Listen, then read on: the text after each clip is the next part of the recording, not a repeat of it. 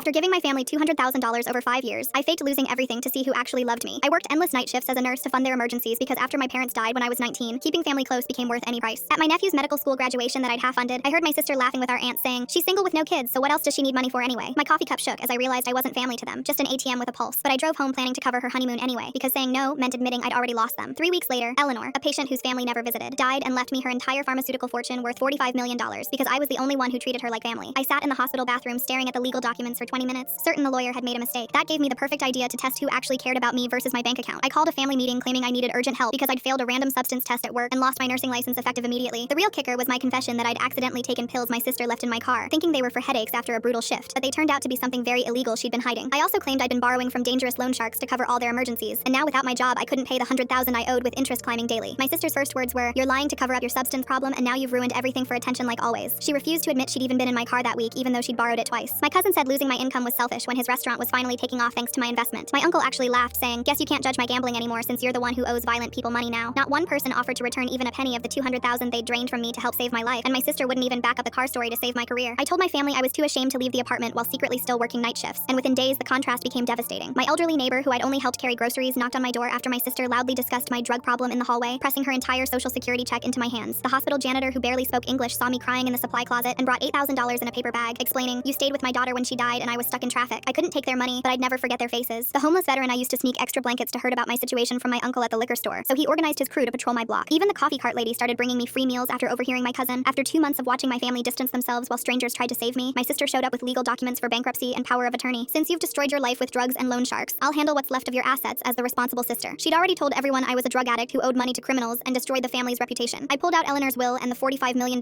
inheritance documentation, while my sister's jaw hit the floor. Funny thing about substance tests is that I never actually failed one. And fascinating fact about loan sharks is that I never borrowed from any because I've been rich for months just watching which family members would let me die over money. My family scrambled with excuses and sudden memories of our deep bond while demanding their fair share of Eleanor's gift. Instead of giving in to their demands, I gave fair shares to the people who actually deserved them. I paid for the janitor's citizenship lawyers and set up college funds for all 3 of his kids because kindness shouldn't depend on language. I flew my neighbor to Mayo Clinic and covered every bill for the cardiac specialist she needed because she offered her last dollar without being asked. I bought a building downtown and turned it into a fully staffed rehabilitation center for the veteran and his crew because they stood guard over someone who just gave them blankets. My family got exactly what they gave when they thought loan sharks would break my legs, which was nothing but distance and judgment. I moved to Denver last week where the mountain air feels like freedom, and I've already found a new kind of family in coworkers who bring me coffee without being asked, and patients who say thank you like they mean it.